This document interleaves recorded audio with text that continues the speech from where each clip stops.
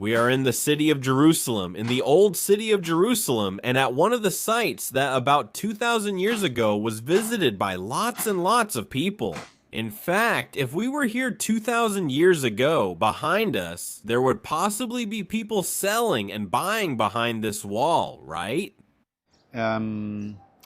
We are exactly right between the exit of what was the road, what is known as the Pilgrim's Path, and what is known as the Western Wall Plaza. That's right. But it's a bit of a special plaza because here, if you notice, we're practically alone. We're not in the plaza where we usually are. Exactly. I mean, we're not in the plaza that everyone knows, where anyone can come and leave a prayer request. Just like you see this wall behind me, you can put the little notes between the rocks. And right in front of us, we have one of the walls, which is also the Western Wall, you could say, because the Western Wall is the wall that surrounded the temple. That doesn't have a single note. We are actually coming from the depths of the city of David. We were underground. I don't know how many meters we were underground. Something we forgot to check, but it was a lot.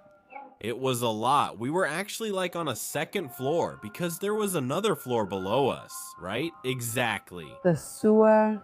The sewer, exactly. In fact, we learned that it wasn't just used for water, but also for people to hide and store things during the time of the rebellion against the Romans, from the time of the Second Temple.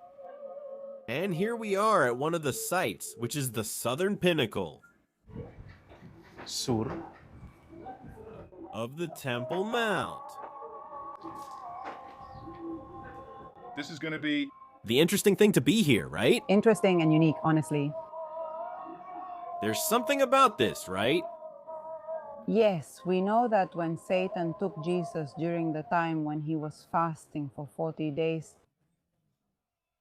one of the 3 temptations was that he took him to a high place and showed him the whole city. And he told him that if you bow down and worship me, I will give you all of this. Like everything was his, but oh well. Obviously, in the end, the Lord refutes him, telling him that you shall worship the Lord your God and serve him only. But it's very likely that to be able to see the whole city back then, he would have had to be in a place as high as this one because it was the only tall building. So obviously we can see that what we see up there today wasn't from the time of Jesus, right?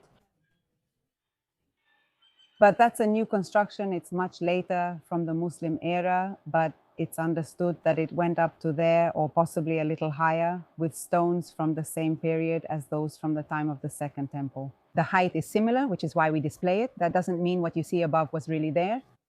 Exactly. In fact, if we want to imagine how he saw it from above, we can. Here we have a model that when one says he took him to see all this, if you worship me, I will give it to you.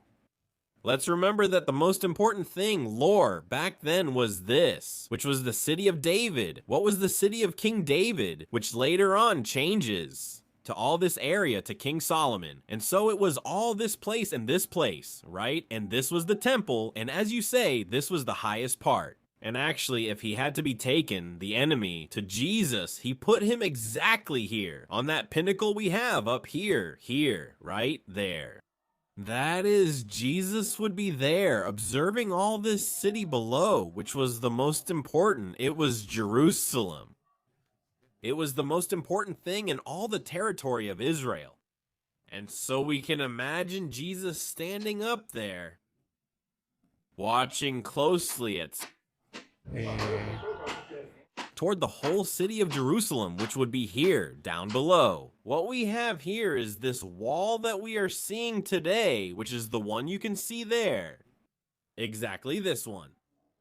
And this wall that we have here is that wall that runs into this side and continues over there. Lore, should we head over there? Yes, exactly. So when Jesus was here, supposedly he could look over there, but also down here. Yes, because if you really think about it, it was the only place where he had an excellent view of the city. Because if they put him here, he couldn't see this whole part of the city, and what he sees here is simply the valley. Uh-huh. He faced the Mount of Olives and the Kidron Valley. Nothing was here. This part could be seen, but you'd miss this part of the city. If you put it here, you would only be seeing this, but you would be missing all of this. So it's a place. Very. If you put it here, nothing would be visible since everything is exposed. No, on this side you can't see anything because you could see the whole wall. So it's a really strategic place. The enemy, as always. He tempts us very strategically, right? Exactly. And in fact, if he turned his back, what he was looking at was the temple. Yes, exactly. If he turned around, he had the temple below. That was Herod's temple, and in front, the whole city down here. And here, what do we have here? The pool of Siloam. The pool of Siloam. The pool of Siloam, Nashon. The pool of Siloam. There's also a very interesting story in the scriptures where Jesus sends someone there. Do you remember? Someone who was blind. The man who was blind from birth. From birth. Well, just imagine the smell standing up there. It doesn't look high, but it is high. I would get dizzy up there. Now? First, focus on this part down here that we can see here. Down here, look where I am. Here. It's the city. That's what he would see, right? All right. Not Solomon's upper city, yes. Not that, but well, yes, it seems like it's that way. I want you to look down here. How were the stones faceted? Yes, it was like this, and this part less, like more rustic. And look at how they're arranged in a row. And the rock that's on top, it has some thickness going inward. See? It's not placed right on the edge, but a little further in. See? It's placed there. It has thickness. Yeah, about 2 or 3 centimeters. A bit more. Yes. Now, if we look at the one on top, we can't really see it because we don't have a ladder, but you can tell there's like a little step again. If we look up there, another little step. Up there, another little step. That is to say, this first thing also gives the massive wall stability so it doesn't fall down. And second, when you stand here and look at it from down here, it doesn't give you the feeling that it's going to fall on you. So that also really helps with how it looks. When you're in these cities with tall apartment buildings, tall buildings like Manhattan and places like that, when you look up, you know what happens to me? I get dizzy. Exactly. Because they're straight, it's a straight building. So it's good that you make this clarification because it's like taken inward. Ultimately, I don't know how to say it, but taken inward, like slanted. It doesn't give you I don't know if there's a name for the optical sensation this creates. We can look it up later, but it's very reasonable. Yes. All right, let's go in now through this place, over there inside. Exactly. To get our bearings, we said we're heading toward the blue wall. Actually, I'll do it again. All of this is part of the Wailing Wall. Yes, it's from the retaining wall of the temple. It's just that it's been given the name, the Wailing Wall. Exactly, but people today only have access to the Eastern Wall, no, the Western Wall. In fact, look what I found here.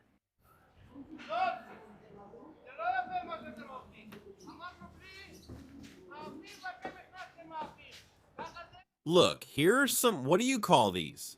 Petitions. That are placed there. Whoever can reach it does, right? And puts it there, stretches out their hand, and puts in their prayer request. Look, here's another one. But if we go to the place where people usually go, it's really hard to find space to put in a prayer request because it's all super packed, right? Thank you.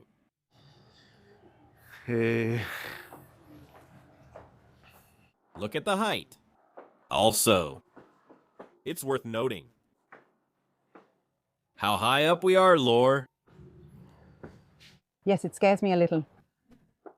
Look, I didn't realize how much we climbed. Here you can see the slope you were talking about a little better. Do you see it? Yes. That's right, that area slopes down. Mira. Now, yes, we're feeling a bit dizzy being here where we are. We haven't even reached halfway yet. So it really was high. It really was high. For that time, it was super high.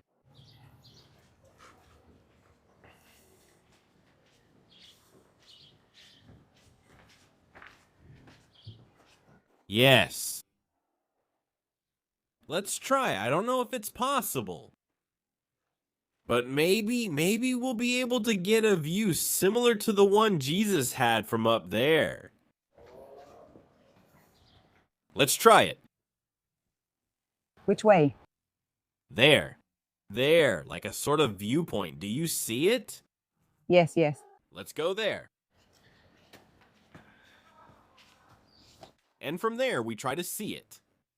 On this side, it's worth mentioning that on the other side of this wall is the plaza of what is now the mosque.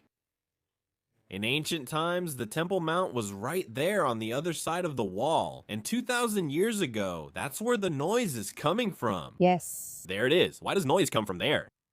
Because that's Omar's mosque. Omar's, the one with the gray roof? The gray dome, exactly. That's where people pray.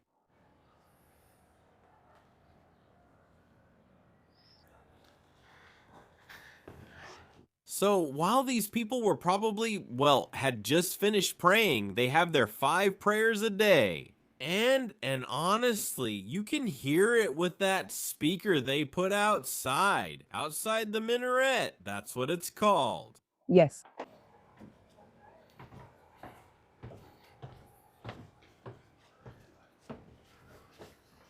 So you're saying that we're going to try to have a similar view of what possibly was the direction where Jesus looked, where the enemy made Jesus see.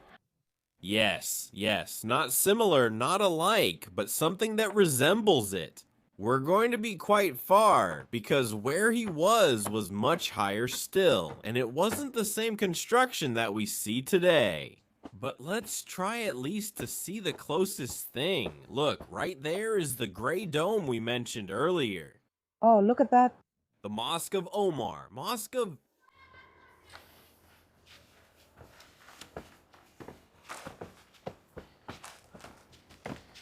Everything feels distant, but in the end, it's actually close, right? Yes, that's true. Okay, look where we ended up. And now look, the view.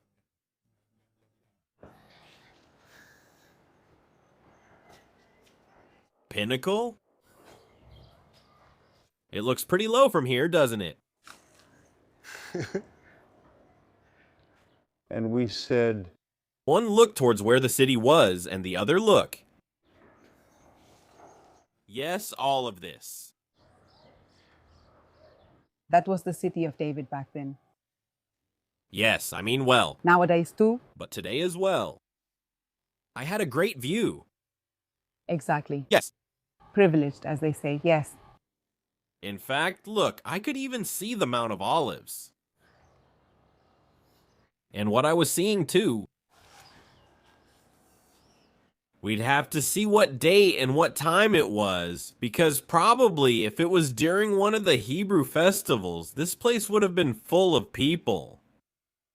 Because those are the steps down there that led toward the temple area, right? Mm-hmm.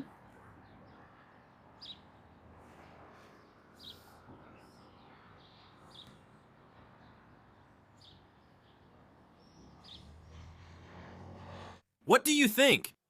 I'm thinking about that popcorn over there. What a nice view, right? So when you go visit other relatives, where do you live? Me, I live Yes. on the walls of Jerusalem. The walls of the city of Jerusalem. And down there is the mikvahs.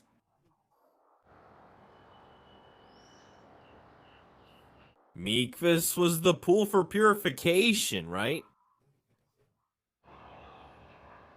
when someone was going to enter a holy place. In this case, the holy place was the temple. Yes? It was also used in other events of daily life. After, for example, after a woman gave birth as well. Yes, yes. There were specific situations where the Bible says when they had to purify themselves. Yes, there are those who say that these, because of the mikvahs, because of how close they were to the temple, were for people with more money. And the one down there, the one we saw in the image, the Pool of Siloam, that was for the people in general, for those who came even from far away and everyone else. Well, shall we start going down? Yes. Going down is always much easier, thank you.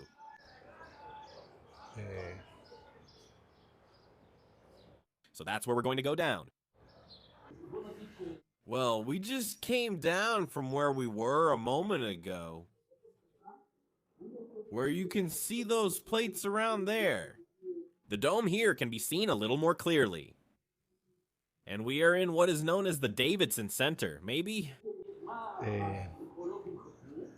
We are now going to go past this wall, this fortification, and we will finish the video on the other side. This way we can see part of the continuation of the wall. Of the southern wall of the city of Jerusalem.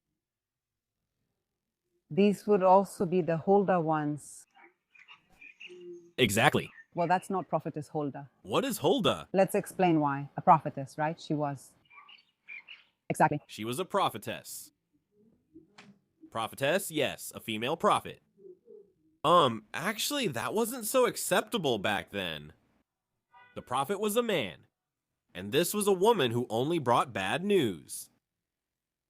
I mean, it was just negative news, right? Why?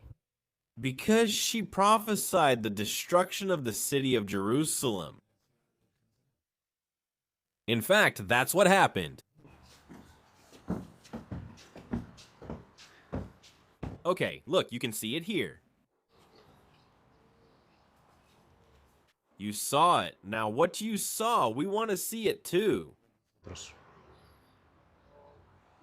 What is he seeing? What you are about to see now. Okay, let's see. What are we watching? It transports you. I can't see anything. Yes, you can see it. I'm not sure if the camera captures it. It's very easy to see there. There it is. There it is. You can see it perfectly there. Look. You can see the... How? These men are going upstairs. Of course. They are superimposed. The image we have in front, the newest one, is the drawing over the original archaeological remains, right? Which we see in the back. Okay, I got it now.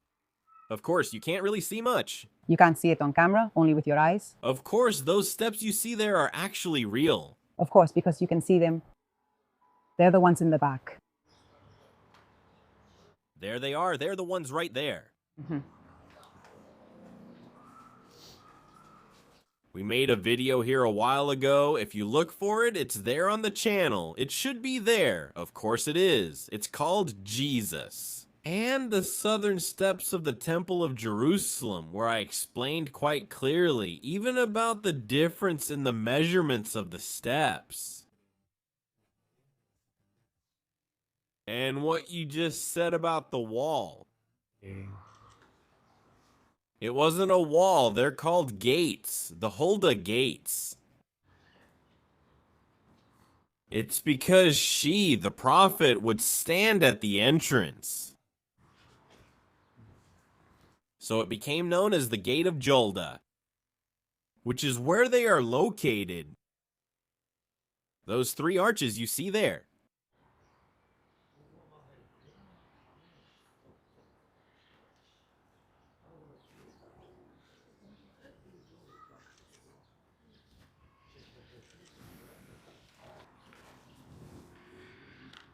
Well, we've reached the end of this small, short, but interesting video. Because we were able to try to show you the view that Jesus had when he was tempted up there. I don't know if you'll be able to do it physically. I mean, you can't actually do that physically. You can't stand on that tip. The original one, where he is for now, no. But we tried to get as close as we could. So if one day you get to come, visit, be in the city of Jerusalem, sometimes time doesn't allow it because we travel so much that we can't see everything, unfortunately. That's why it's good to visit Israel more than once. Coming just once isn't enough. You have to come to Israel more than once. In fact, the Bible says, it's not me saying it, the Bible says it in the book of Zechariah, that you have to go up to Jerusalem once a year. It's mandatory for both Jews and Christians. 3 times a year for Jews, once a year for Jews and Christians. That's interesting what you said. Yes. So family, start getting your savings box ready because the Bible tells you that you have to go up to the church city. And also, if there's something it tells you, right? If there's something you desire, if it's the request of your heart, right? That the Lord hears our heart's requests. If you include it in your prayer, He can do it. We've heard that, right? We've heard about many miracles from people who didn't have money, who didn't have the abilities. In fact, people who don't even speak the language needed to get through the airports and still set out on the adventure. They have truly begun the adventure, supported by the Lord. Yes, and they arrive here saying, I've never been on a plane in my life. And here I am. Yes. And it's the longest trip they've ever taken. Here they are, honestly, they're brave. I don't know if I'd do that. But anyway, we congratulate those who do it and encourage everyone who has doubts to go ahead and do it. It's worth visiting. Israel is worth visiting, especially Jerusalem. So thank you for joining us. For us, it was very interesting to discover these little corners, and well, we hope that our reenactment of the pinnacle of the temple was a blessing to you just as it was for us. That's right. So we'll meet again in another video of Voces de Israel. Greetings to everyone. Shalom and blessings. Bye. Bye.